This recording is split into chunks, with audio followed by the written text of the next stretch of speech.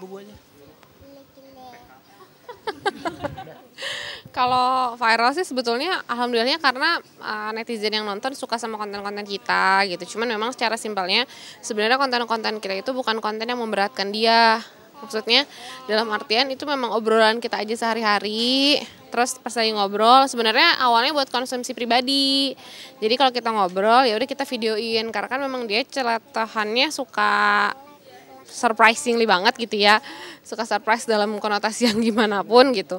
Jadi memang suka kita rekam buat kita konsumsi pribadi buat nanti kita nunjukin lagi ke dia pas dia udah besar gitu.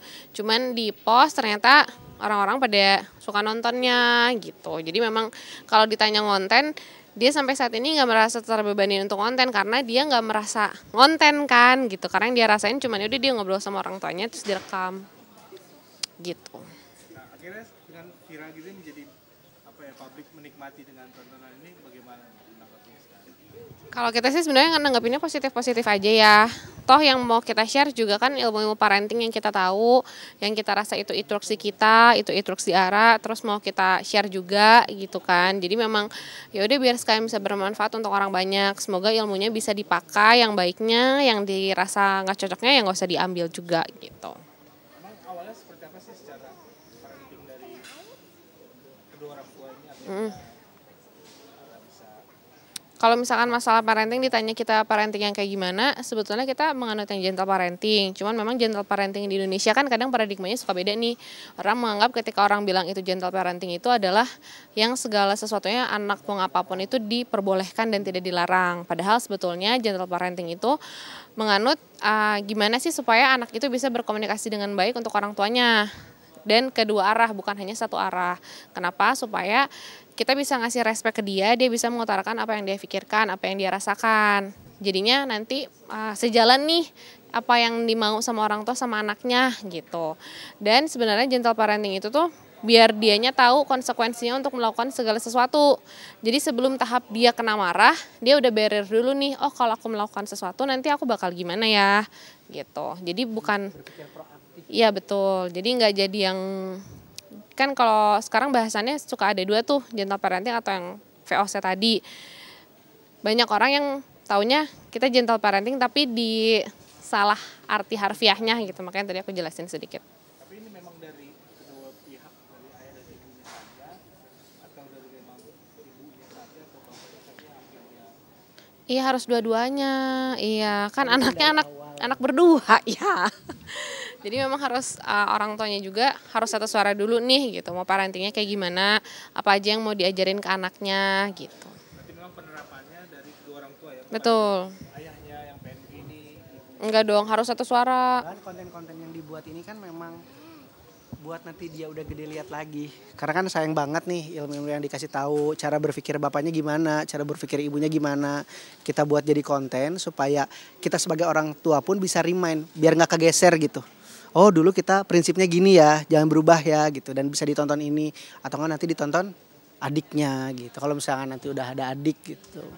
Seperti itu. Tadi tujuannya untuk didik anaknya ke depannya biar lebih aware sendiri gitu. Tapi emang kalau nggak salah ayahnya emang coach psikolog ya atau Oh bukan. Kalau aku sebenarnya basicnya dulu pelatih teater. Jadi aku di Bandung tuh udah banyak anak didik.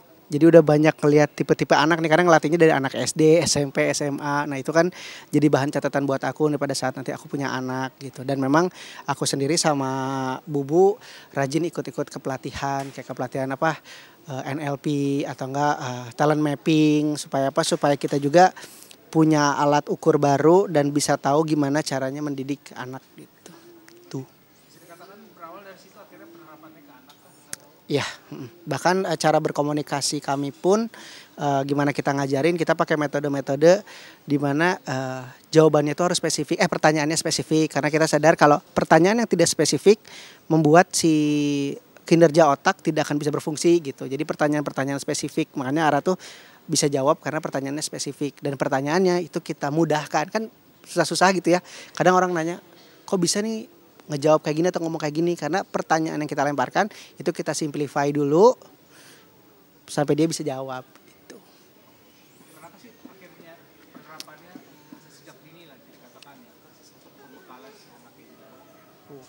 ngerasa khawatir atau gimana nextnya akhirnya penerapannya di awal parenting dari kalian berdua orang tua? Sebenarnya kita tuh percaya bahwa anak itu memiliki otak yang sangat pintar. Even itu dia baru lahir gitu ya. Dan menurut kita ketika dia sudah bertanya itu berarti dia sudah nalar, dia sudah siap untuk diberikan jawabannya.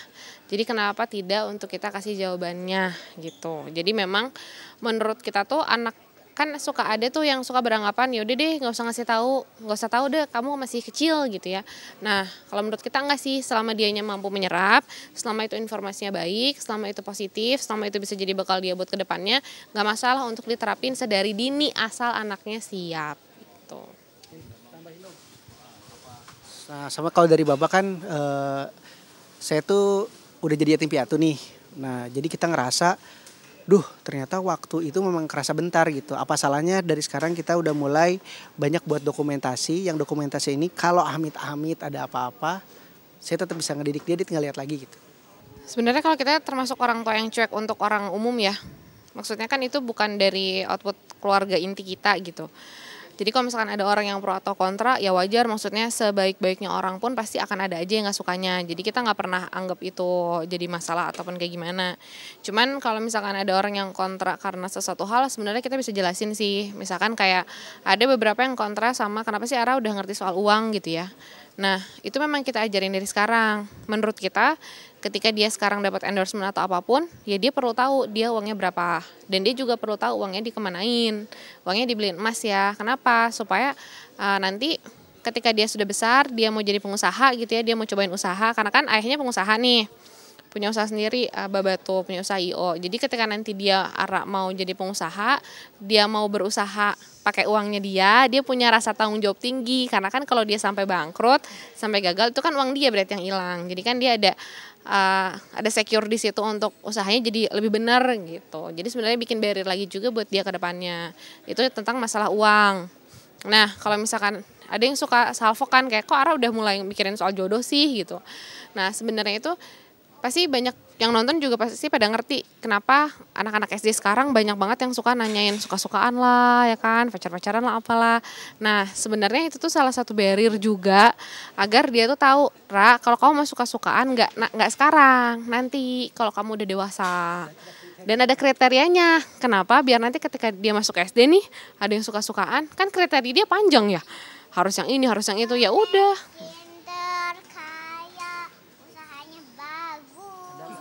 Nah kan kalau value. Nah tapi kan kalau jadi SD suka-sukaan kan dia nggak mungkin ya nyari yang usahanya bagus. Orang ya SD siapa yang mau usaha juga gitu kan. Terus ganteng kayak Baba. Jadi kan barriernya biar ada tuh gitu. Kalau kekhawatiran sama apa yang kita ajarin enggak ya. Karena maksudnya kita sebelum mengajarkan kita udah pikirin jangka panjangnya nih. Ngajarin ini tuh untuk apa ya. Kayak misalkan ngajarin dia ngerti cowok. Justru bagus dong ketika cewek diajarin untuk paham dia harus suka sama cowok. Cowok diajarin paham untuk suka sama cewek. Diajarin nih pahamnya sukanya harus kapan. Nanti ya sukanya dengan catatan sifatnya harus yang gini. Menurut aku sih itu nggak ada negatifnya ya. Toh dianya paham bahwa suka-sukaan itu bukan sekarang. Jadi justru malah membantu dia, memberir dia supaya dia nggak kebawa sama pergaulan yang kasarnya nih misalkan baru SD kelas 2 tapi udah bilang pacar aku itu aku suka sama dia atau apa. Nah dia udah keberir di situ kan. Jadi sebenarnya nggak ada negatifnya kalau dari sisi kita. Pokoknya apapun yang udah kita terapin ke anak sudah kita pikirkan secara jangka panjang dan disesuaikan lagi sama anaknya. Jadi kalau nanti misalkan ada yang mau nerapin bisa-bisa aja. Kalau anaknya ngertinya suka-sukaan dalam konotasi yang belum jauh ke arah sana gitu ya jangan diterangin dulu, takutnya nanti miskom atau apa gitu kan, harus dilihat dulu dari anaknya juga ya. Mungkin lebih ke masalah waktu ya. Jadi kalau dibilangin Bubu sama Baba itu kita emang selalu bertiga. Jadi kalaupun karena kan Babanya pengusaha ya, maksudnya waktunya lebih fleksibel. Kalaupun dia ada kerjaan harus kemana kita suka rombongan nih gitu sepaket, atau enggak aku ada kerjaan sendiri nanti Baba sama Ara ikut, atau bahkan mungkin Aranya yang jelas ya kalau Aranya yang ada photoshoot atau apa kita pasti nemenin. Jadi emang selalu bertiga sih karena kita udah komitmen dari awal nikah untuk urusan anak nggak boleh pakai bantuan jasa luar ya gitu. Kalau ditanya buat ibu-ibu di luar sana gitu ya, ibu-ibu di luar sana jelas hebat banget, apalagi yang anaknya sudah entah itu anaknya masih kecil atau anaknya sudah dewasa gitu ya. Apapun yang jadi sharingnya Bubu sama Baba, kalau bagus silahkan dipakai, kalau tidak pun nggak usah jadi harus sama. Dan apa yang kita share itu adalah pengalaman kita pribadi dengan kondisi anak kita yang usianya 5 tahun. Jadi sesuai sama pengalaman kita. Jadi nggak bisa dijudge, nggak bisa disamaratakan. Oh enggak tuh anak aku buktinya umur 14 tahun atau mungkin anakku 20 tahun parentingnya nggak sama dan sukses-sukses aja.